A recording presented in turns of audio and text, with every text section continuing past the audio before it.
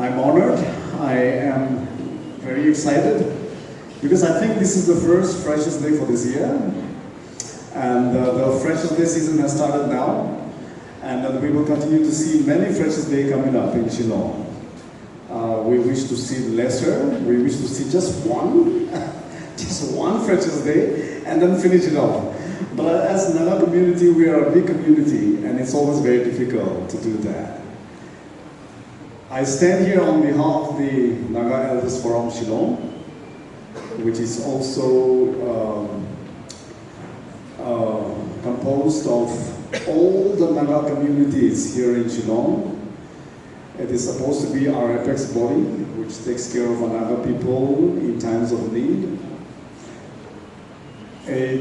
We came into existence in the year 2011, and so we are still young, but then I think we are growing as years passing away. You know, the purpose of why we are here in Shillong. Some of us are here for work, some of us are here for studies, some of us are here for business, all right, entrepreneurs. Some of us are here trying to explore, find ways where you can go from here. Some of us are here because we are tired of staying in our village, in our town, in the midst of all those troubles and difficulties. We are here because we are looking for something change to come. As students, we are here for what? For studies. And for studies, when I say studies, I think our 2-3 speakers have already stressed a lot on it. I may not like to go too much on it again because I think you'll get bored hearing about it. Because for the next few years that you'll be hearing a lot of this. Practically in Shillong, as you come and as you enter Shillong, you will find that there's a lot of freedom to do things. A lot of freedoms. If you want to drink wine, bars are open everywhere. If you want to spend times at night, you know, in pubs and, you know, discos or wherever it may be, there are places. If you want to be distracted more and get into drugs and, you know, alcohol and get addicted to certain things, avenues are open. If you want to be good, avenues are open, churches are there, fellowships are there. There are a lot of institutions, state and central institutions, which are not found in any of the other northeastern states you will find in Shillong. If you want to grow to become a great man one day, you have opportunities here. We were counting about the central institutes and offices that are here in Shillong. There are a huge number, almost 200 plus institutions are here in Shillong. When I look at Nagaland, we have just NIIT, or we hardly have a medical college, we hardly have any other institution called central institutions. But here in Shillong, if you want to grow, if you want to become a person, somebody like some of our speakers have already, you know, shared something about themselves, you can become like them or bigger than them. Avenues are there. Knowledge, as we know, can be gained by studying. But wisdom, if you look at the Bible, wisdom comes from God only. You may read and gain a lot of knowledge, but the real wisdom to be applied in your life and to reflect to other people comes from God. So which means the fear of the Lord is the beginning of knowledge. So when you fear the Lord first, if you take the Lord as your personal Savior, and you make Him the first in your life, everything is set. That's the foundation of your success. I want to congratulate the many young people who have come. I think it's a very good number. You may have more than this, maybe all are not here, maybe. But those of you who are here, I would say that it's very impressive. And we see a big future ahead of us. We talk about change. Change in society, change in our community. You know, we talk about change in this country. I always believe that you cannot expect change from others. But I always believe that change should come from you. It should start from you, and you will be the one to start that change. Now, when you look at the Bible again, I'm not going to preach, okay? But I want to stress, because the best words and wisdom comes from the Bible. Where there is no vision, people perish. If you don't have a vision of what you're going to do, you will be nowhere. All right? You are here now enjoying your life, having the best gadget, best schools and college, eating the best food, having the best environment, But one day, if you enjoy too much now, and if you don't have a vision to move ahead of what you want to become later on, you will just vanish. You will be an invisible person after some time. You may be the most popular guy in this town right now, in your college, in your school, in your offices, but when you don't have a vision, you're going to perish. After a few years, after 5 years from now, 6 years from now, nobody will know you. You will be nowhere. People will just say, he was my classmate, but I don't know what happened to him or her now. Do you want to be like that? I don't think so. Dr. Somi has already told something about what I was thinking, about the gadgets and eating healthy, dressing well. Our president already said about it. A healthy lifestyle, I think it's very important. I want to ask you a question, and I wish every one of us would respond to that from your heart. If you want to say it loud, I would like to hear that. See, as we all know, a person is known by its fruit. All right? A person is known when he has or she has a good foundation. A good foundation will lead you to have good fruits. And your fruits will be known by what you are. Can I ask this question? Who are you?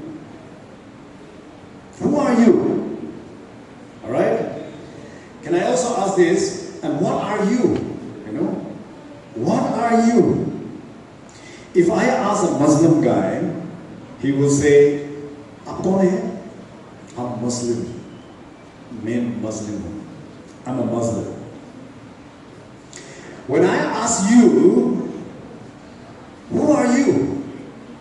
Definitely, maybe you will start with your name. Then you will say, exactly, what are you? A Muslim guy will say, I'm a Muslim. Maybe our Naga people will say, I'm an Angami. A Tangku guy or girl, you will say, I'm Tangku. But I feel the time has come as Nagas are looking for unity, and when Nagas are talking about peace, as Nagas are talking about a greater nation, we cannot stick to that, I'm an Angami, I'm a Tangku. I think the time has come when people beyond our community, when they ask you, who are you? I think it's time for you to say, I'm a Naga, more than I'm a Tangku. Because they don't know you as a Tangku. They will know you as a Naga. They will know me as an Angami. If I say I'm an Angami, they don't know who is an Angami. Angami? What is that? They will definitely ask, you will have to again answer in another way, oh, I'm a Naga from this state, that state. Oh, okay, from Manipur. Oh, okay, from Naga. That is how you are known. Can we change that tradition by saying, who are you? When other people beyond our community ask us, who are you? Can we say, I'm a Naga? Can you proudly say that? Can I ask you now, who are you? Yes, that's what it has to be. I think that should be our answer from now on. If that is the slogan that we keep on following, I think the unity of Nagas are going to get stronger. People are going to recognize us more than any other thing. People will begin to know us as a community of people who are one. Oh, he is an Angami, but he's Naga first. I am a Christian, I will say. I'm a Christian first, I am Naga second, and I'm an Angami thirdly. If people ask me directly, I say that.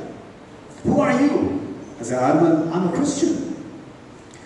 I'm a Naga. Which tribe? Or I'm an Angami from an Angami tribe. I think that is where we need to be as Nagas today. If you want to start a change, that change has to come from you, and that is going to be the change that we will follow today. Let me talk about a little bit about what Nagas are, all right? Young people, you need to know this. You need to know where you came from. You need to know your roots first. Don't think that you are born in a city where you got everything that you wanted. Don't think that you are, a little better than those people who are brought up from the village. No.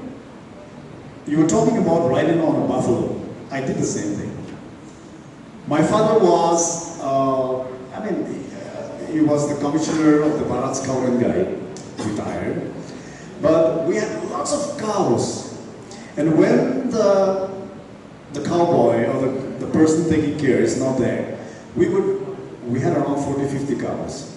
So what we do is that my brothers and sisters, all of us will, in the absence of him, we will go take care of the cows for weeks. We used to stay in the jungle, come back, to guide them in the jungle, take them to a better pasture where there are good greens, let them eat and drink, and then evening time we'll, push them back home. That's what we were doing. I was cleaning toilets. I used to earn my pocket money cleaning septic tanks. You won't believe it. And that was good money actually. I enjoyed it. That was during my college, after I finished my college, and I was waiting for my transition for my further studies. 4 of us, we earned our pocket money. Every evening we would clean septic tanks, and we would earn at least 4,000 or 5,000 every evening. I'm talking about the 90s, okay? Some of you are not even born. We can earn in different ways. With that money, I went for my theological studies for 1 year. I didn't spend or ask any money from my parents. That is life. Students, you can do many things. Why should you depend on your parents when you have so much skills and talents in you? You need not depend on your parents all the time for your pocket money. Don't do bad things. Even if you're here in Shillong, you can still do something like that and earn for yourself. Alright? But don't get distracted by earning. Alright? Focus on your studies more. Look at this. Why do we have feast in the Naga community? We have feast in our community continuously because we have feast when we have a good harvest. Alright? Wealthy people will treat the villagers. They will treat them with food. They will bring them together. I will arrange feast for all the village. For my clan, we used to have feast. We would have festivals. Continuous festivals where music and dance and, the colors that we have.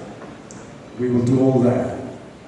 When we have, a good agriculture, and so we are farmers. When we have good agriculture, we will organize festivals for that particular, say we have harvest festivals, we have sowing festivals. So many festivals are there. We are born in that kind of situation and lifestyle, tradition. We have stories, right? Our parents will tell us old stories, right? They will talk to us about the legends of how that time, that thing happened, and those kind of stories. We will sit down and listen to that. We have traditions, we have dresses, we have dress codes, we have games and sports of our own. We have our own toys, different kind of toys, right? We have different games, traditional games, which our parents taught us, and our forefathers, they did the same thing. We have innovated ourselves now. We have traditions. We are nature-friendly people because we have agriculture. We practice healthy lifestyle. We have trust in our community. We have etiquettes, respected elders. We have heard about that a little bit. Anybody older than us, especially in my Angami community, Tenimbe community, somebody a little older than us, we don't call them by name. We either call them uncle or auntie, you know? Anye, ami, you know? In my language, in my particular tribe, we call it appa. Appa means somebody a little, anybody older than you call them appa lovingly, which is like an uncle. That is the tradition, the lifestyle, you know, that is the kind of, you know, say, good things that our forefathers have taught us. Do we still practice that? A time is coming when we need to go back to start doing those things. They said AI is going to take over all the jobs, all the work. I still am not going to agree with that because there are so many things AI cannot do. They cannot replace human being which is created by God. They will not be able to do everything that God created among us. We are different. We are known as, Nagas are known as warriors. Nagas are known for festivals. Nagas are known for traditional attires. Nagas are known for food. Nagas are known for honesty and trustworthy. Nagas are known for discipline. Alright? We are known for discipline. We are recognized, alright, as social people who are friendly with anyone that comes around us. We share our food with anyone that comes around us. We are known for our history. We are known for our hospitality. Nagas are known for our profession as farmers. Are we producing enough to feed the whole village and the whole community? No. We are still lagging. We are known to be meat eaters. Are we producing enough to serve our whole village? Still no. Are we cultivating enough vegetables to feed the whole community, the whole village? No. Then what are we doing? We are still bringing everything from outside to feed our community. If there is a strike somewhere, a flood somewhere, the prices goes high and we have to pay high. Why should we depend on others when we call ourselves farmers, when we call ourselves meat eaters, when we call ourselves self-reliant people? Young people, keep in your head now. I want to challenge you. Because as students, you are here to study, but studying alone is not going to help you. In this world where there is a need of specialization, you need skill to survive. If you are not interested in studying, and if you are here just for time pass, to see Shillong and enjoy a little bit of your youth days, I think you're making a big mistake. You should go back. Take a break 1 year, think about it. If you really want to study, come back. I feel if not, I think you should not waste your parents' money. I would always say if you're interested in carpentry, why don't you specialize yourself in carpentry now itself? Stop your studies, do that. Get few course, get into some course, do it. Plumbing, tile work, electrical work. Huge money there. You will earn more than people who are working in the office. It's a respectable job which is in demand. If you ask doctors in Negrin, they will say we need people who are specialized in repairing those operation, what do you call machines and scanning machines and ultrasound machines and all sorts of things. We don't have people. We have to bring people from Delhi, pay them, bring them from flight, things that, they reach here, they pay them, get huge money and go back. We need people like that. So if you are not interested in reading books and studying, you can still do some course like that for a few years and get into it. I will challenge you with that. Most important thing, Nagas need good leaders. We are running short of good leaders.